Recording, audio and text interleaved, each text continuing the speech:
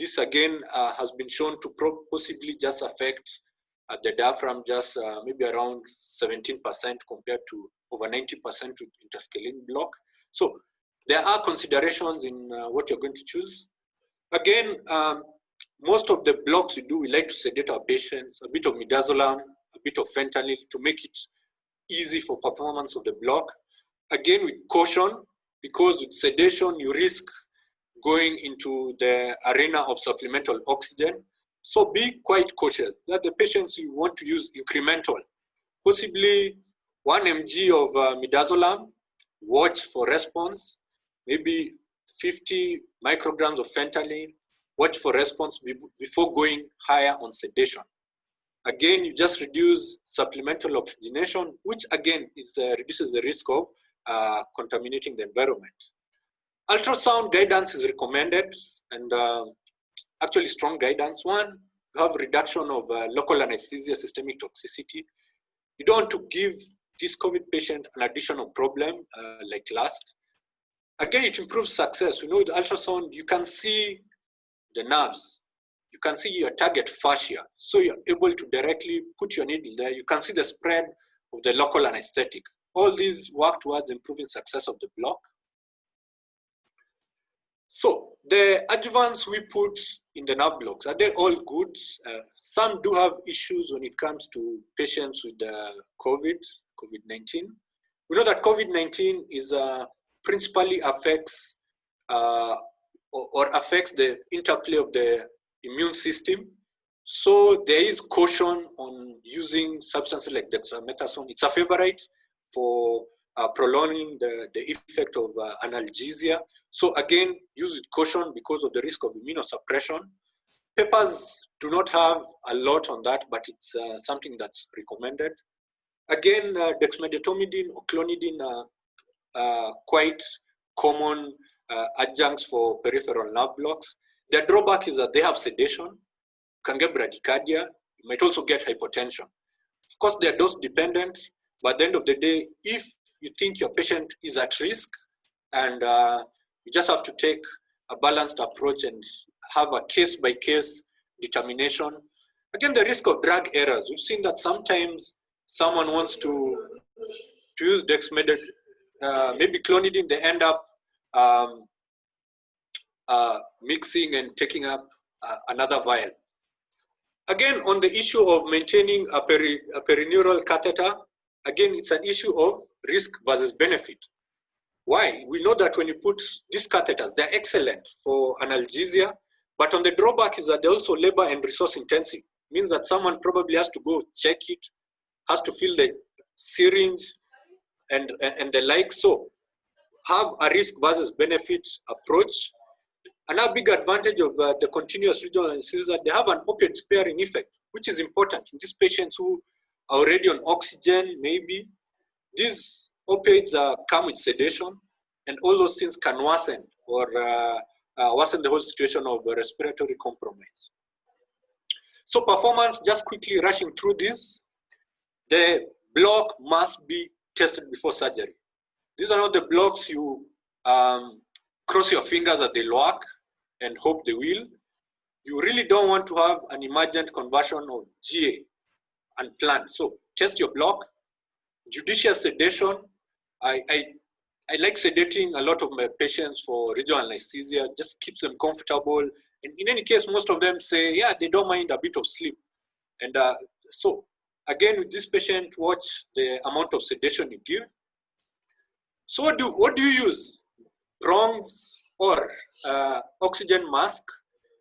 These two images were an experiment conducted by some university in Canada. And they found that with nasal prongs, the image on the right, even at 2 liters, you do have significant generation of droplets. On the left, with a face mask at 6 liters per minute, they found that you hardly have any noticeable droplets.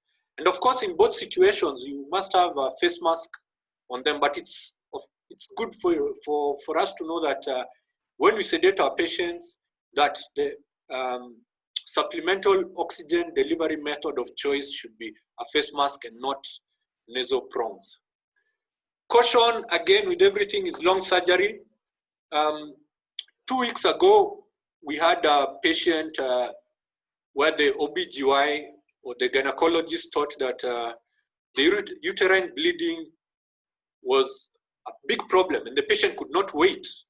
That we had a good window where the HB level had was in a good place. And this patient came from an area where they're having significant community spread and had not been tested. So we decided we'll just approach it as if she is COVID positive for hysterectomy, and the gynecologist came with someone to assist. But we knew that the surgery will probably last more than 2 hours. So I elected to go with a combined spinal epidural. And that was, the surgery lasted, was a difficult one, went up to 3.5 hours. But I was lucky because of the epidural catheter, we continued with RA for the whole duration, and of course with the post-op. So if you have long surgery, that's one option. But again, also communicate with the surgeons. Might just be a better idea to maybe just go with GA from the beginning if you'll have problems of redosing and the likes. So at the end of the case, what should we do when we have done these blocks? One, patient needs to be monitored in theater until they're safe, and transfer from the theater is to the designated COVID care areas. It's not to the recovery. Remember, in our recovery, we mix many patients, so the risk of spreading to other patients is high. So they move from the OR directly to the COVID designated area. Again, yesterday, someone was asking in our anesthesia group, how come healthcare workers are getting such, we are getting beat up in terms of, contracting COVID, and we're using PPE. It's been shown that one of the riskiest steps is doffing. So when we doff, if possible, get an observer to observe what you're doing. And it's important that hospitals run simulation sessions. I have been called to a few simulation sessions in some hospitals around. So this should be emphasized, because if doffing is not done well, risk to the healthcare worker is high. So again, just a diagram looking at doffing if you don't have a room or an anteroom. Many theaters in Kenya might not have an anteroom. So if you have to doff and you don't have an anteroom, just do it at the exit of the operating room. And of course, we know the correct order, or the order might change a bit depending on which papers or which instructions you're looking at. But at the end of the day, before you exit the OR, you could have removed or can remove the eye protection. You can remove the gown. And once outside the room, after you've washed your hands, that's when you can proceed with removing the mask if you have to. So I hope today's talk resonates with this title of this paper that was published at the end of May, that we know there's been the push and pull. Is GA better than regional? Is RA better? As regional anesthesia enthusiasts like me, I know the answer has always been obvious, but I think for now, it's even more obvious. So I conclude my talk. Dr. Nanga.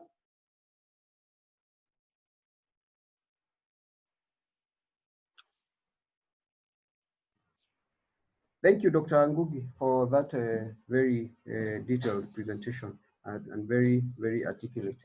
I think at this point, I will invite Patricia from Novartis to give us a short talk on, she's going to let us know what she tell us about. Karibu, Patricia.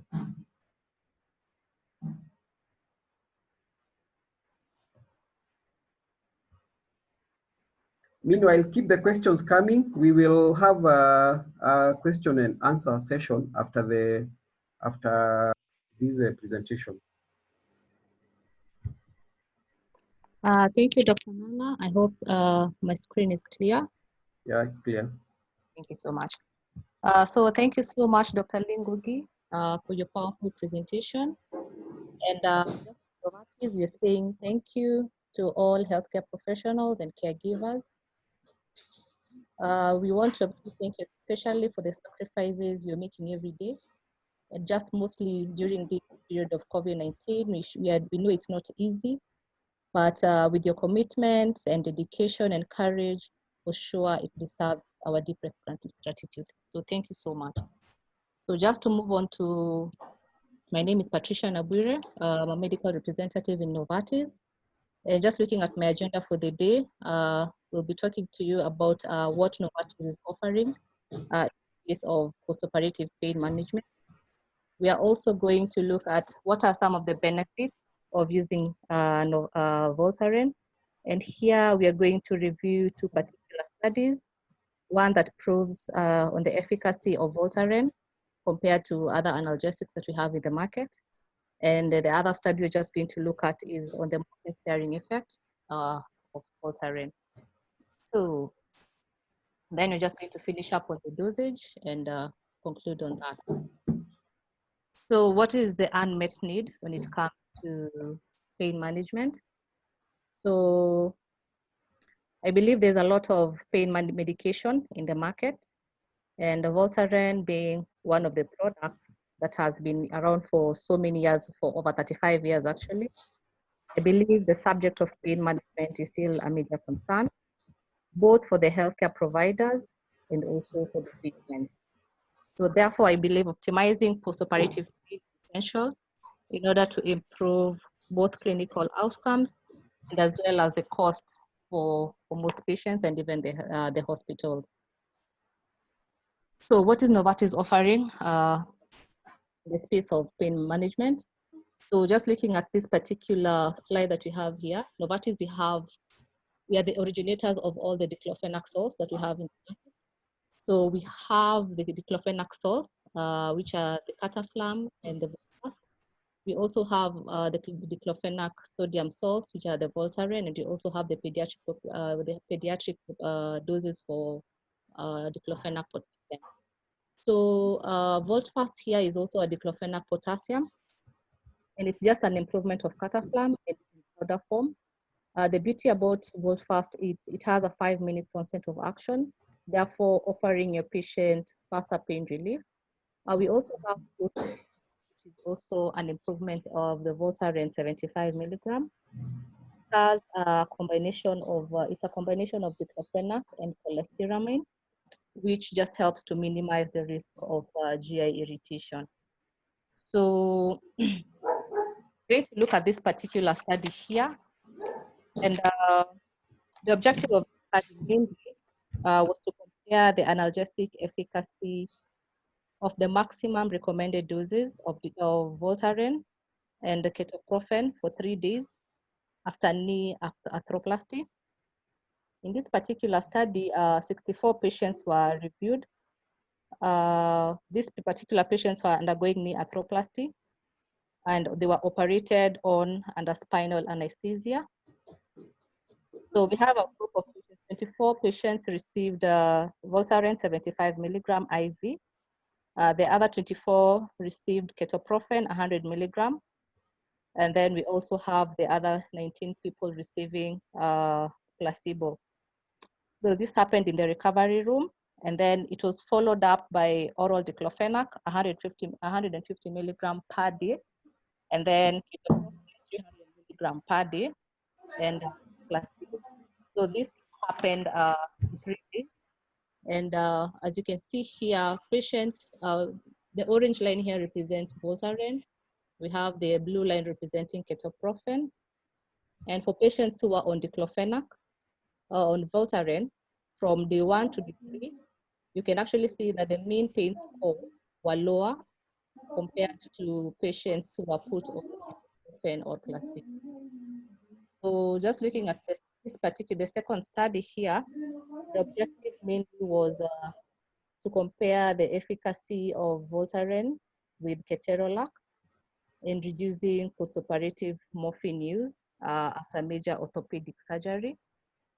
So this, the design for this particular study, it was a double-blind, randomized, placebo-controlled study where we had 102 patients undergoing a knee replacement, and all these patients were under general anesthesia.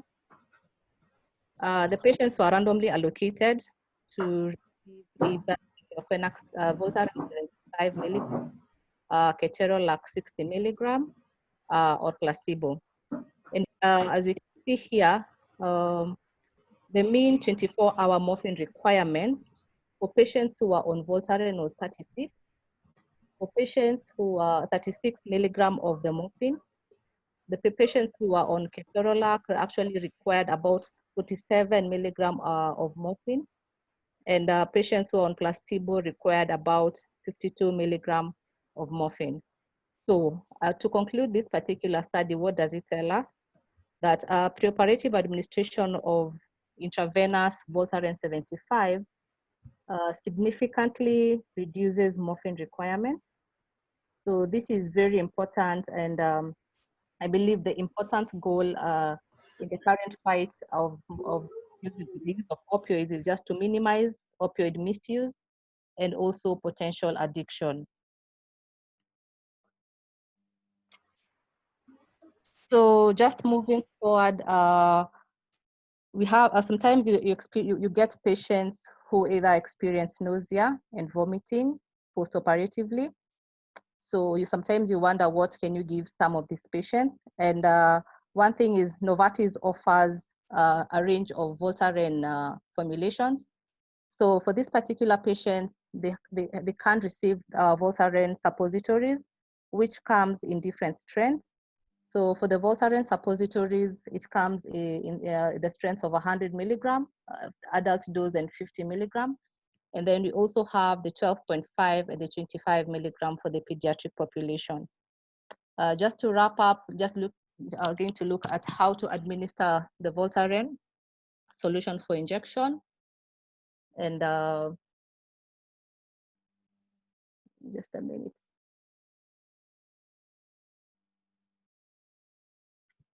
So for the Voltaren 75 milligram is mostly, the injection is an adult dose only. So you can either use one or at the most 2 ampoules, and this can be given either IM or IV daily as initial therapy, but not for more than 2 days. One caution you have to realize is ampoules must not be given as an IV bolus. And then before infusion, before IV infusion, you have to dilute the Voltaren injection.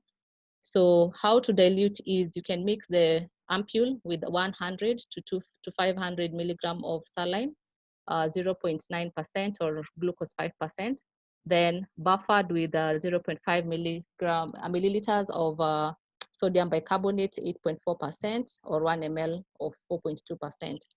So another thing is the total maximum daily dose should not exceed 150 milligram. And as you said earlier, Voltaren solution for injections should not be given for more than 2 days. And if necessary, treatment can be continued with the Voltaren tablets. For the Voltaren tablets, we have 2 strengths. We have the 75 milligram, and we also have the 100 milligram or the suppositories. Alternatively, we also have the diclofenac potassium salts, which we have the Cataflam, and we also have the Voltfast. So now that we have discussed what Novartis is offering, I believe that you can use any of the products to manage any of your patients who present with pain. So once again, as Novartis, we say thank you so much, and we really appreciate partnering with KSA. Thank you very much. Over to you, Dr. Nganga. Thanks a lot, Patricia, for your precise presentation. I think at this point, we will go to the questions and answer session, and Dr. Ngugi and the panel will handle will respond to the questions. Dr. Nabulindo will help me pose some of these questions. Dr. Nabulindo, can you access some of the questions? Yes, thank you, Dr. Nganga. Actually, we have very few questions today. If you have not written your question and you still feel you have something to answer, please feel free to raise your hand, and I will give you a chance to talk. So And again, most of the questions that are being asked, Dr. Lee basically addressed them. Probably the participants came in late, but we'll address it again. So first question is, do we need to modify our consent for COVID patients because of complications peri and post-operatively? Because I think the person is asking because of the articles going out to show that there are more complications post-op in this particular patient. So do we need to modify the consent?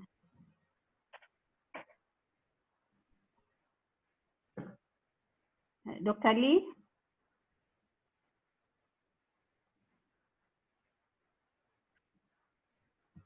Hello, or any of the panelists? Maybe we can hear from Dr. Kamau, I think, wanted to say something.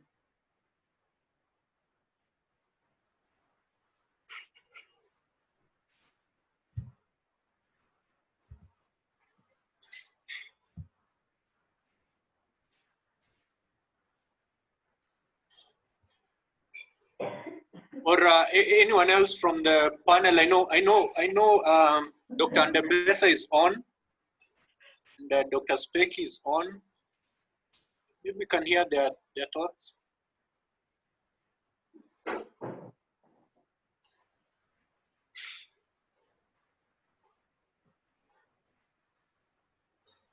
Yeah, so maybe Lee, you can handle that as the rest of the panelists come on. We'll give them a chance to say something at the end. Okay, what I've encountered is that since there is a risk of patients contracting COVID-19 in the hospital, it's a material risk that exists.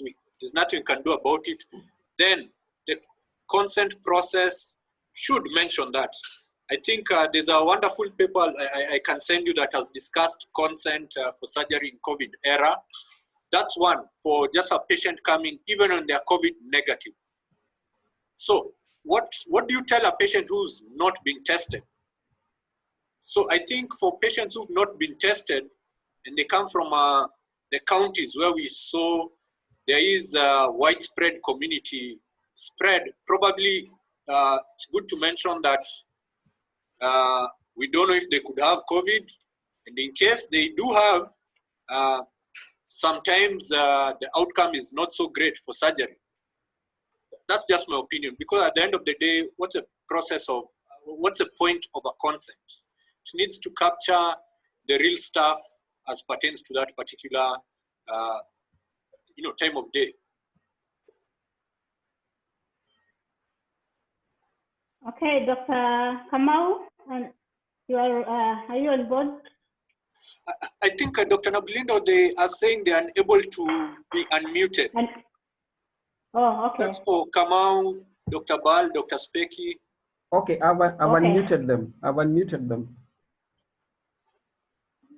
So Dr. Kamau, you can go ahead. Maybe making a comment on that same question of the consent.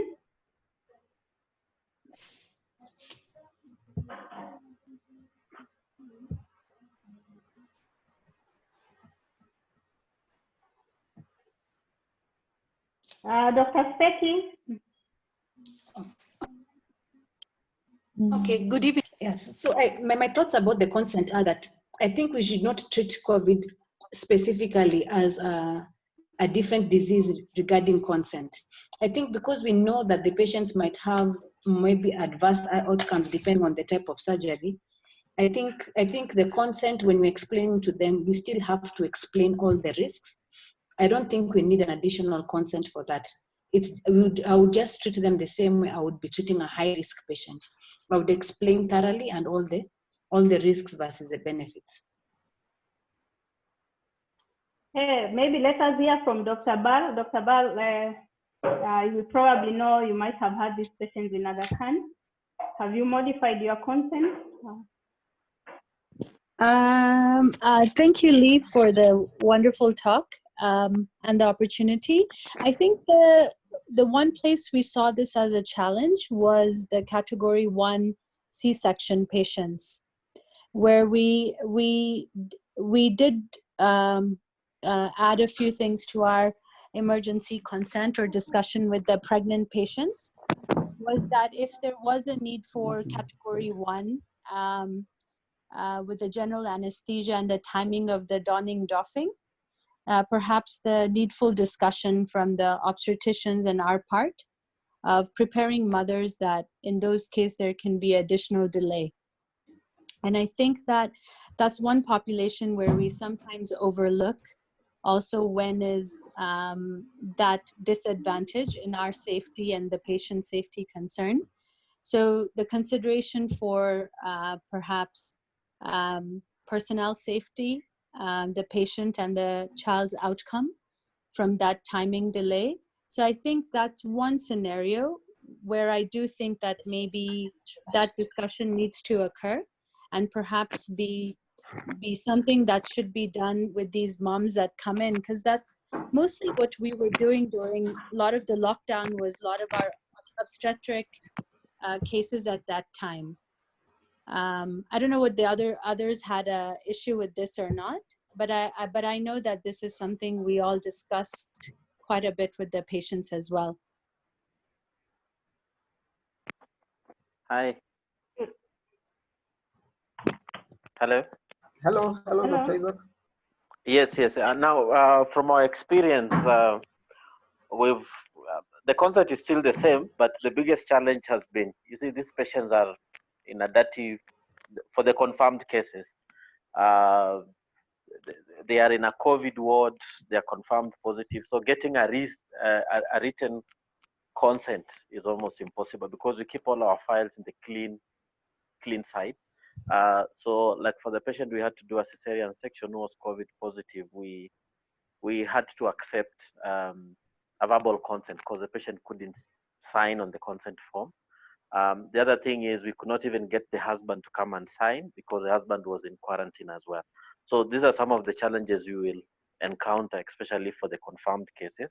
They might not be able to give you a written consent. Yeah, but although of course you still have to explain everything to them, but now for them to sign on that paper, it's something that we all have to think about maybe going forward.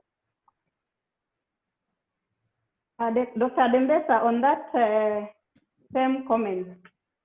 Yeah. I mean, if you gave the patient soap and water to wash hands or sanitize, what is the risk that they will actually contaminate the paper? It's a signature, very short time they clean their hands. Would that be a possibility of doing that and signing? Okay, that is something we thought about, but getting a document, like let's say if this patient is in the ICU or is on the ward with other confirmed cases, we're assuming there are aerosols everywhere.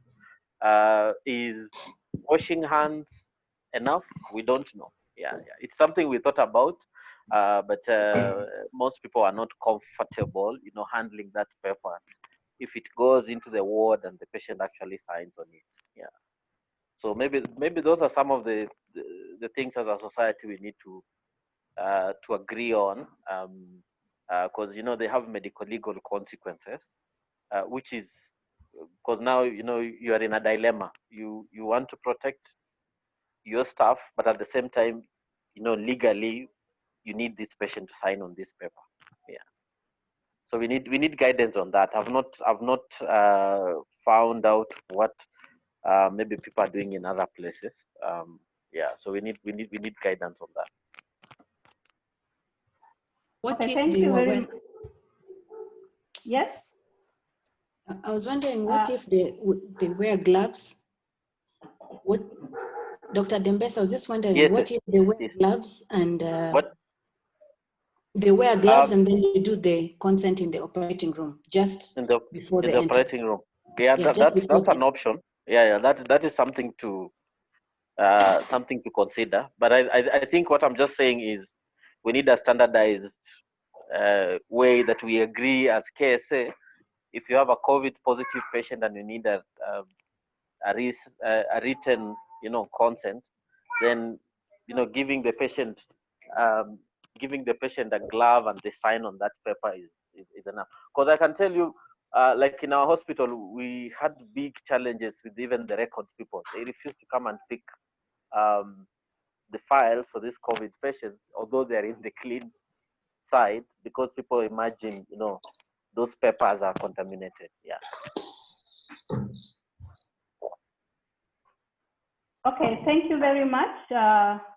The question, I think, has been addressed very well. The next question is from Dr. Kirwa.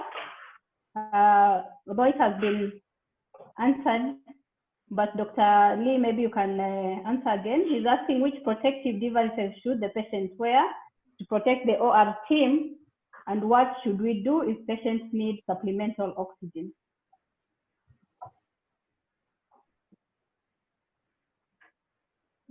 Yeah. Thank you for that question.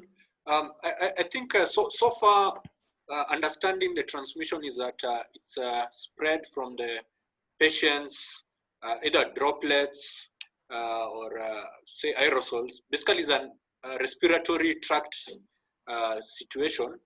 Then, when they wear a mask, it's been shown that that reduces drastically the contamination of the environment. Does not, of course, eliminate it. So most places, or the recommendation is that anyone who is suspected or is positive, that they should always have a surgical mask when they come into theater.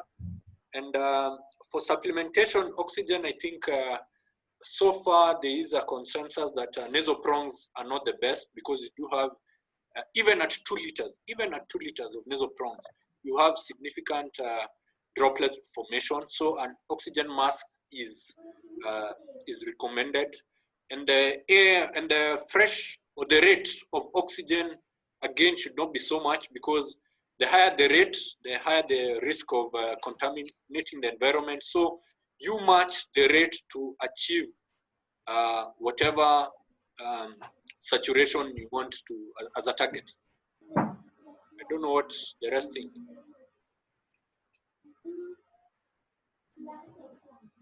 Thank you very much. Then we shall move to the next question from Dr. Umani again, which was answered. He's asking if combined spinal epidural is an alternative to GA, which is being used a lot in our country. And Dr. Lee gave a very good explanation on that. And yes, for long surgeries, combined spinal and epidural is a good alternative to avoid general anesthesia. But again, your choice of your patient and knowing your surgical team, as we emphasize, is important. Dr. Victoria Simi is asking, I think we have had talks before and say we should treat everybody as positive in the event.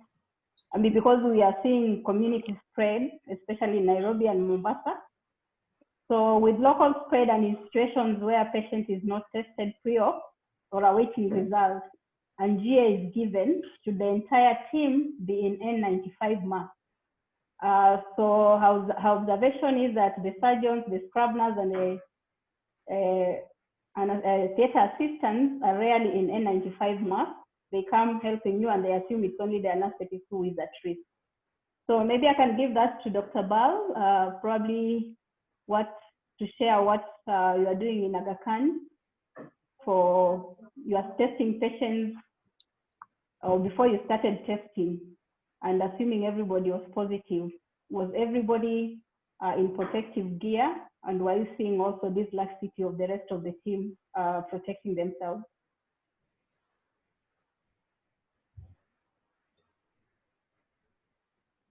Dr. Bal?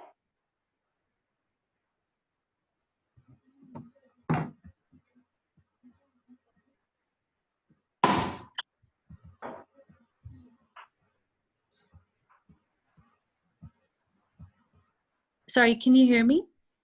Yes, we can hear you. Hear you. Sorry. The initial few weeks, the PPE availability, the higher alerts, I think not having great guidelines to go by on appropriate use of PPE. I think definitely if you stepped in our theater, you would have seen everyone including AAs, to even personnel going in and out of theater. I think all doffing and having PPE available. Currently, I would say too, yes, elective surgeries, patients are tested for COVID, but I would still say we lack a very good system on the availability of the results. Some of them, if they are being seen on the day before surgery, sometimes their test results are not out prior to their arrival in theater. And at times, we certainly don't have guideline to say that if they must wait until their result is out. I think currently, depending on symptoms or so, yes, the testing is advocated, but it's still in its stages of how it can be efficiently done and the results reported to the team who's going to be taking care of that patient. The PPE availability, I think with the better guidelines, I would say, I think we are trying to use it appropriately. As far as it being available only for the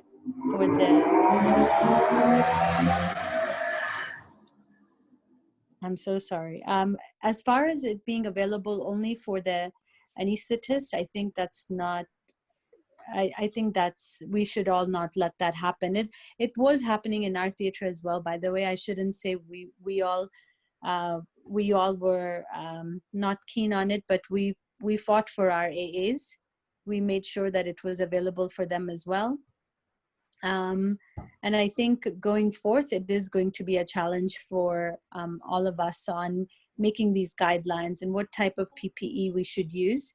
And all of them who are in our theater at the time of intubation, during surgery and extubation, I think that they should have the same availability as well for the PPE.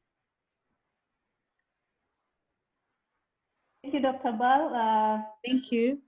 Dr. Dembesa, any comments on that?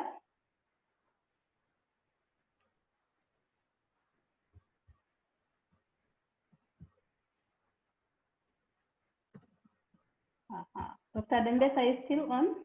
Okay. Yes, so Hello? Hello. Hello. Can you hear me? Yes, we can hear Yes, you. we can hear you. Yeah. So in our case, we've we insist that if we have to attend to any of these patients, then the whole team must be in the.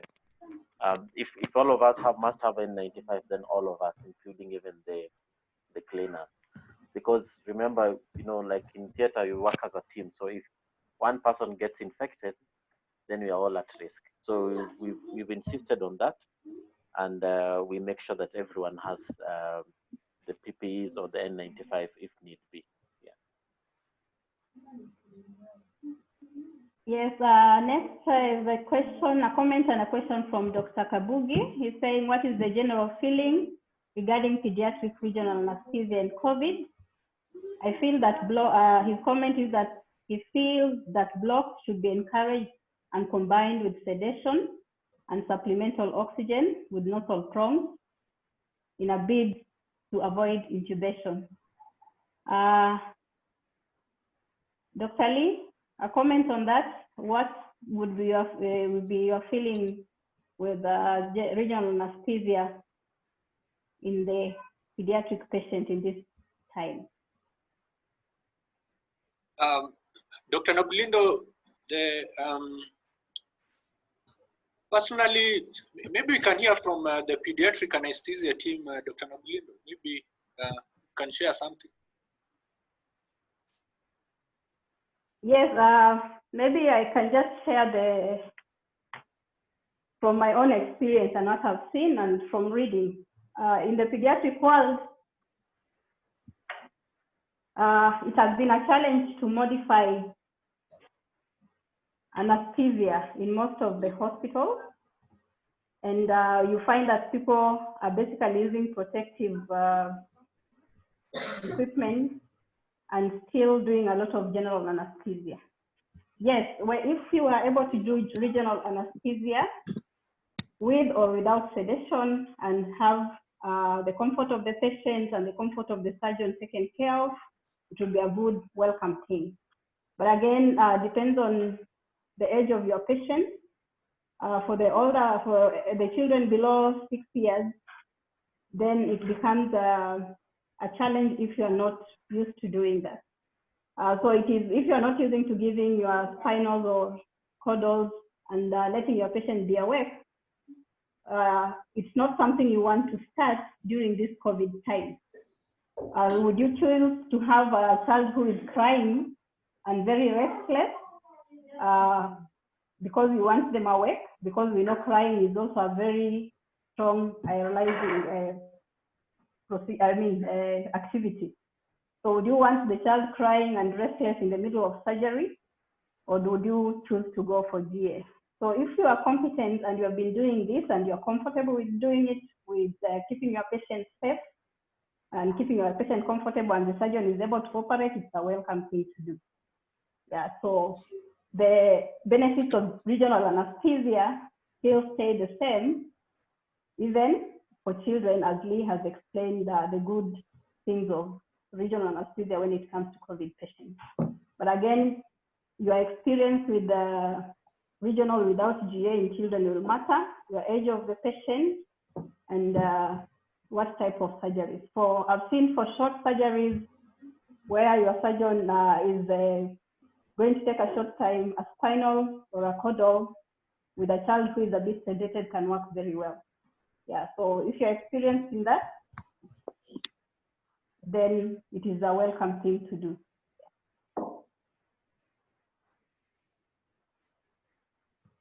Any other comments on that? So if not, I'll go out to the next question from Dr. Matangani, who says that she had a patient in this era. Yes, the patient was not tested, but he was coughing, and he refused to put, or he or she refused to put on a mask during surgery when she was given regional anesthesia. So if you have such a patient who refuses to have a mask on throughout, and you want to give regional anesthesia, how do you go about it? Do you just decide to give GA in that case to protect yourself and the rest of the OR team? Dr. Kamau Anthony? If you are still with us, you can take that.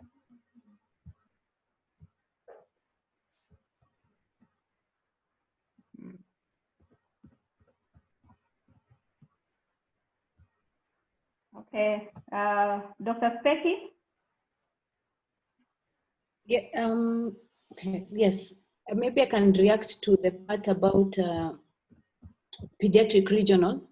I really don't have an answer about the testing, but about the pediatric regional, already even before COVID, doing blocks in children, unless you have a child who is generally cooperative, it's not an easy thing. Generally, even above, depending on how they are, them coming into the OR right now, you have to bring them with their parents, and then doing an injection when the mother is watching is quite a traumatic experience. So it will just have to be a case-by-case scenario so that you make a judicious judgment. For me, I would not want to do, and even though I'm comfortable doing blocks and with children, but in a person with COVID, I'll want to be a bit hesitant doing a block on them when they're awake, especially with the mother being present.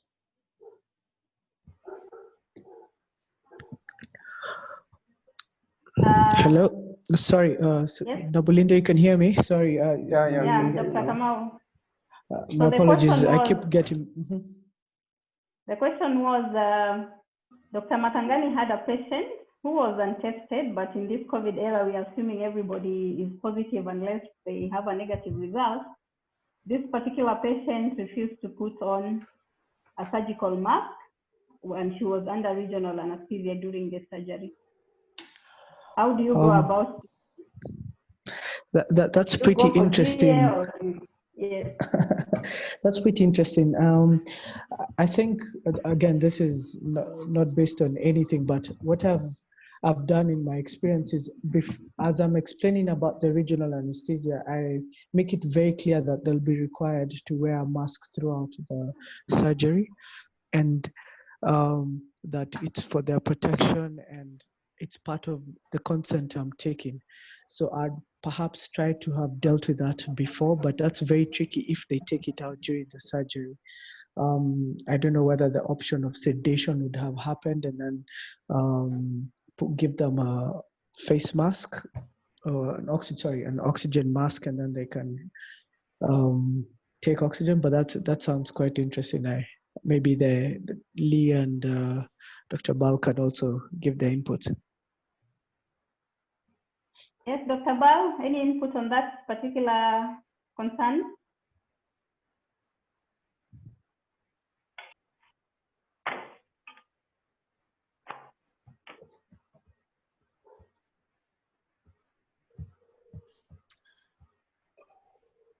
Ngugi, what would you do in such a situation? Well, as I shared the sentiments of the rest, that it's quite interesting. But maybe I start on the first issue of a patient already probably has some symptoms and is coming from a community or area we think that has a widespread community disease. That becomes high risk for possibly needing to be tested. So if they refuse testing, I guess the reason is why they're refusing testing, because we know most of the time, not always, but sometimes people are refusing because of certain fears they have. So it's probably important to go a bit deeper to find out why is someone refusing. Because we know most of the time that when patients understand that our actions are for their benefit, that we want to understand your status so that we can help you. We want to understand your status so that we can give a better way of handling whatever it is. Most of the time, patients can accept. But again, as I said, they might refuse. So in a patient who is already having respiratory symptoms, it's maybe important to just, these are the ones which fall where it's called case by case, to see if a GA is a better option and go for it early, or go with the regional and understand that there is a risk that they might not tolerate, or they might need interventions for the oxygenation. So maybe just the patients who might need not to have your N95 too far away, or possibly just don your N95 early.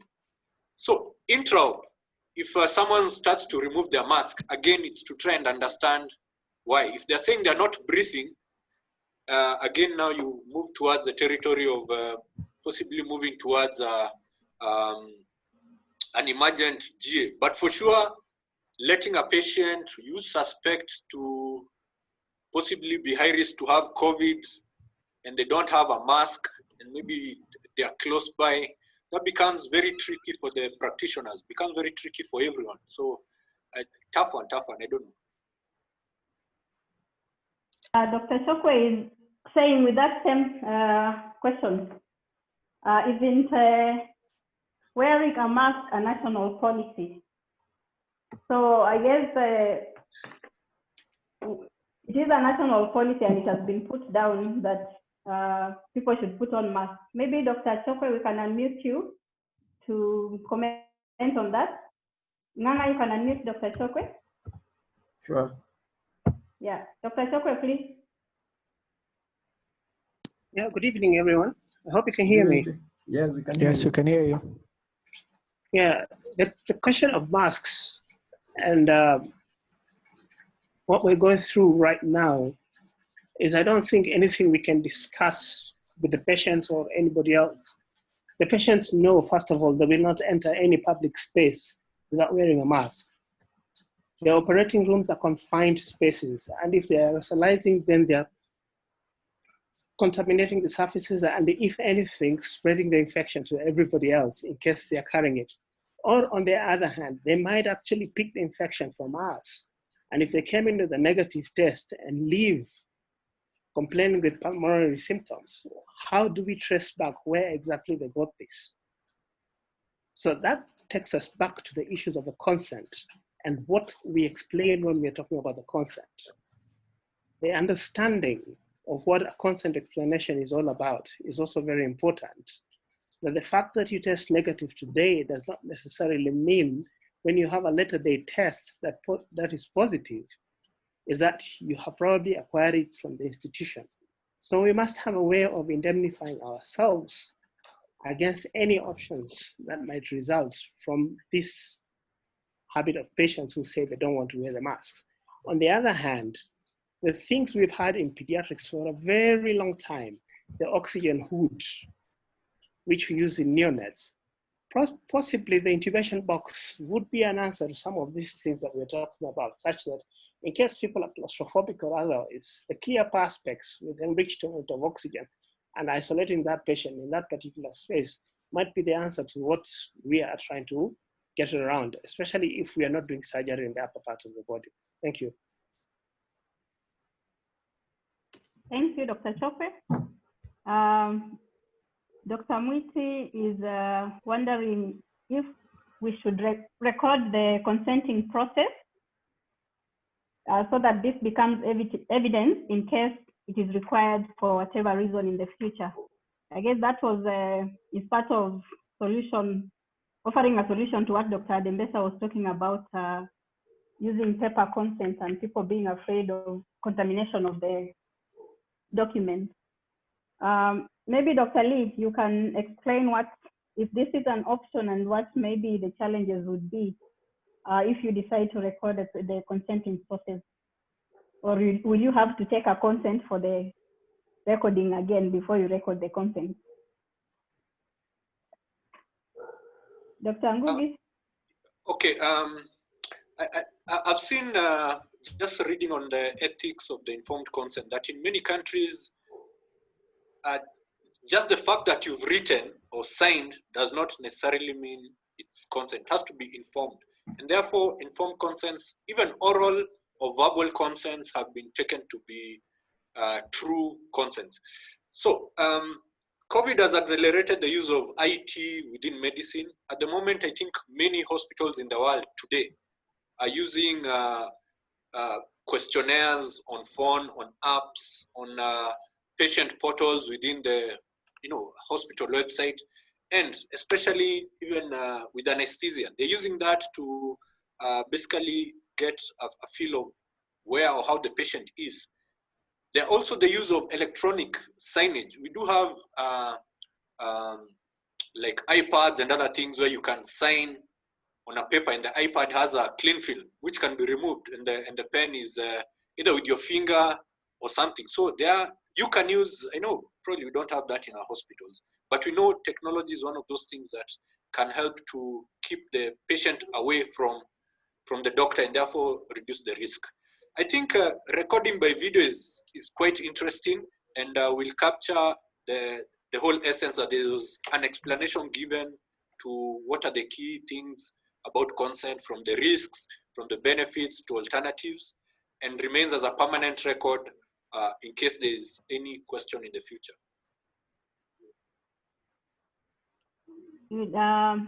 Joan Kwamboka is asking, what if a patient declines testing and they are due for theater? Dr. Bal, you can take that. Have you encountered patients who are refusing to be tested and yet they are for surgery, and how have you handled that?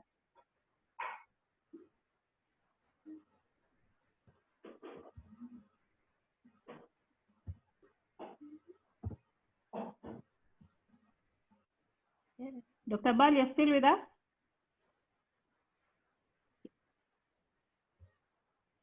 Dr. Adembesa, I think your hospital is also testing all patients. Have you come into this difficulty where you have patients refusing to be tested, or if you were to come into that difficult challenge, what would you do?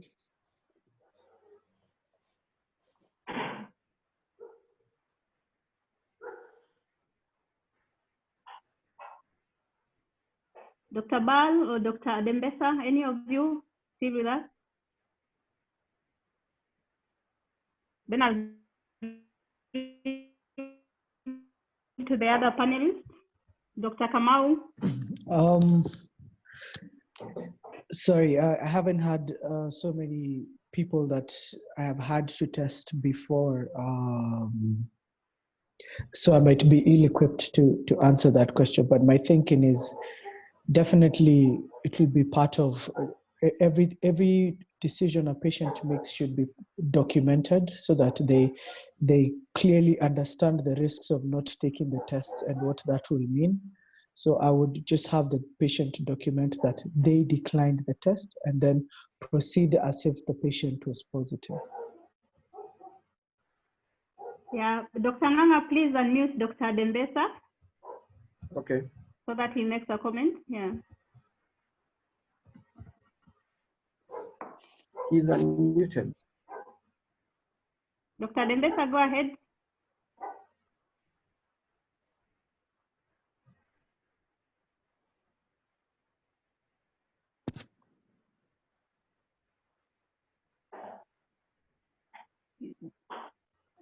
Okay, Dr. Ngugi Lee, how have you, from your reading or your experience, how are people handling patients who are refusing to be tested and yet they are due for surgery? Okay, from what I've seen, that the world has accepted that for the foreseeable future, we'll have two wings of a hospital.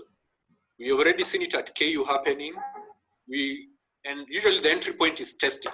That you have to decide, is this patient COVID positive and they go a particular pathway, or this patient is COVID negative and they go a particular pathway. And the whole thinking is that it reduces the risk. It doesn't eliminate it, because we know testing has its own rate of errors. But that's just the way the world is. It's decided that for now, we are going to have a COVID wing and a non-COVID wing. So this patient who comes in and decides not to be tested, I think the first thing is to understand again why. Because sometimes, as I read, is that patients, if you take time to speak to them, we've seen it also with HIV, that sometimes mothers refuse their children to be tested because maybe they have certain fears, and once they are talked to, those fears, they tend to agree to be tested. So if patients are told that, eventually they are told that if you refuse testing, we put in the COVID positive wing. And that means what? What does that mean to the patient? It means if the patient is negative, we're actually putting that patient in a place, it's just like throwing a patient to the vultures. So it's something, it's not as easy as saying, we'll treat that patient as if they're positive, because to mean you'll treat that patient is positive, that means that patient, you'll put them in the wing with the patients who are COVID positive. So it's a bit dicey. Right now, we don't have many cases other than KU, but once we start having in all hospitals, or you have a COVID wing and non-COVID wing, and you decide to take an untested patient to the COVID wing, I don't know, I think the medical board will eat us for breakfast. Okay, now, hello? I think Dr. Lee, Dr. Lee has answered. For us, the reason why we insist on this COVID test is because we run two streams. So for us, you are either COVID positive or COVID negative, and being negative, especially for the surgical patients, is very important, because majority of the patients on the non-COVID side in our hospital are cancer patients, and we all know they are very vulnerable. If they happen to get COVID, then their mortality is very high. So that is why we insist on the COVID test. And it's the same thing for our ICU. We run two ICUs, so we have the COVID ICU and the non-COVID ICU. Again, for the same reason. So if a patient is positive, then they go to the positive side. If they're negative, then they go to the negative side. Yeah. So okay, if a patient declines, if a patient declines, then we are sorry, we cannot manage the patient at our hospital. Okay, thank you very much. There were two hands that were raised. Dr. Nganga, please unmute Dr. Salim Nur Muhammad so that he can ask his question or make a comment. Just a minute. Dr. Salim, yeah.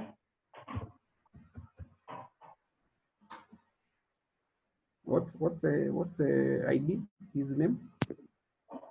Dr. Salim Nur Mohammed, yeah.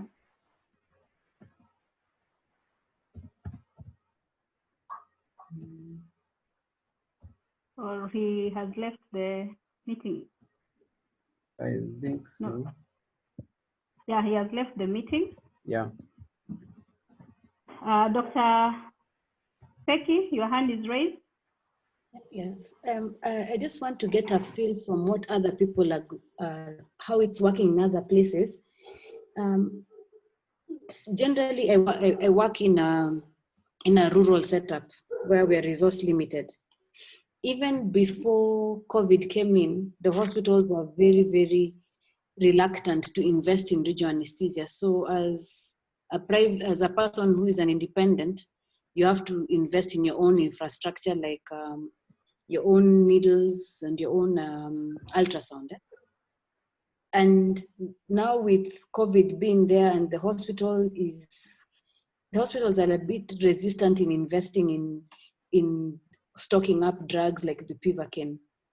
So I'm just curious, how is it happening in other places that are resource limited? How are you able to convince your administrators that regional anesthesia is a worthwhile thing? Yeah, because it reaches a point now, like now, if I want to do regional anesthesia, I occasionally have to buy the drugs and use them myself if it's a patient who is a potential high risk. But of course, that's not sustainable. But I'm just curious to know what other people doing, especially the ones working in the government hospitals. Maybe we can give one of our colleagues working in the county hospital. To answer that, I can see Dr. Odwal, are you still there from Kisumu? Or Dr. Njoki, Nakuru, or there? Dr. Mani is raising his hand. Dr. Mani? Yeah, you can unmute him. Yeah, he's unmuted. You can talk. Dr. Umani, go ahead. I can make a comment from my experience at Tenwek. Hello? Hello, we can hear you. Go ahead. Yeah, from experience, it was quite good engagement with the administration on what we need and explaining to them the risks and benefits of general anesthesia versus regional anesthesia with COVID in terms of protecting healthcare, the anesthesia staff from infections. So with that explanation, there's been seen there's the need for it to be done. And so they've been able to allocate for us funds for resources that we need for doing regional. And actually we are well stocked with them. So it has not been an issue. The administrative has been support because we engaged them on risks and benefits and protecting of hospital staff. Yes, I can see Dr. Njoki. You can make a comment. You can unmute yourself and make a comment.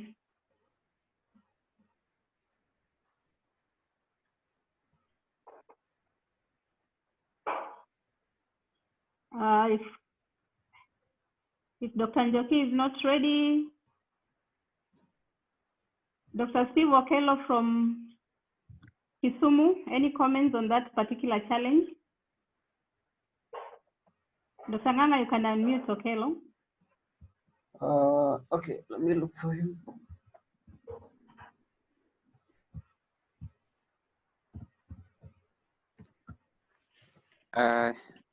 From Kisumu, I don't know I'm the best place to talk about the government things, but what I know is that Dr. Duor, the head of anesthesia, has been on top of things and working closely with the administration. The good thing with Kisumu is that even pre-COVID, we were not very poorly stocked in terms of regional anesthesia and access to the infrastructure. So it hasn't been a big problem for us. Thank you. Okay, thank you very much. Yes, and we are coming to the end of the Q&A. And Dr. Mwendwa is asking, we have false negative and false positive. Where do we place these? Having a COVID positive side versus COVID negative side does not make any sense here. Do we need to test everyone, staff, patients every day to protect everyone? Dr. Lee, you can make a comment on that. Okay. Yes, the most perfect test we have so far has, unfortunately, up to 30% false false negative, and that's the best we have in the world. So, and unfortunately, it sets the standard. So, why are hospitals putting the two wings? Is that one is to protect patients. Look at it this way: if you don't have wings or you are not testing patients in your medical ward, you could have one patient who's diabetic, has come for maybe DKA, and then the next bed, someone is COVID positive. You don't know because they're not tested. What happens in the long run? The diabetic gets the infection in hospital and possibly maybe even dies, right? So we have seen that in the other countries that quite a number of patients got nosocomial infection of COVID. So can that be avoided? Yes, one way they found is that through engineering processes, that physically dividing the area of the COVID positive and the non-COVID has a higher success of preventing nosocomial infection than say you have one bed here, someone is positive, and the other one, and then you're hoping that PPE, that the nurse using PPE will use it so well that will not transmit it between patients. So in those hospitals where they have, I know for us where you don't have significant community spread, maybe all you have to do now is just prepare. But where we've seen in Nairobi and Mombasa, where we have lots of these patients, you must have the two wings. To prevent one, patient nosocomial infection. Two, the staff in these two wings are separate. You don't have one staff who is working in the COVID area in the morning, then taking a locum in the evening in the non-COVID. Again, all those things try to limit. So testing does not eliminate the idea that someone could have COVID negative. It just reduces the risk. If you don't separate, what happens? It's free for all. Patients will come to hospital without COVID and they leave hospital with COVID. That's something we don't want. Okay, thank you very much. Just a last comment from the question from Dr. Lelo, something probably all of us should go and think about, and we can continue discussions from here. He's asking if there is a plan for KSA and SSK, that is the surgery, our colleague surgeons society, to issue a joint guideline on testing for elective and emergency surgery. This will protect especially the colleagues up country. We have known the challenges that come with working in the county. So probably we can, because of time, we can discuss that. We can continue discussing that somewhere else. So I'll give it back to Dr. Nganga. Thank you for that session. Seems like there's still so much information that still needs to be uncovered for some of the questions to be answered, but a lot of information is still being channeled. So at this point, I'll ask either Dr. Okello or Dr. Nabulindo to make one announcement, and then we wrap it up. Doctor? Yeah, so thank you. Okay. Thank you very much. I'm just back here to make a secretariat announcement for the KSA members and our partners. We got an email from the secretariat informing you that the executive committee of KSA and the organizing committee, the scientific committee, had a meeting, and the decision was made to reschedule or postpone this year's conference, which was to happen in August, tried in Mombasa. So having looked at what is going on in the country and considering the possibilities of having a conference either in August or in the near future, a decision was made to postpone this to August 2021. So we shall not have a conference this year. So we are otherwise going to have some activities that happen during the conference.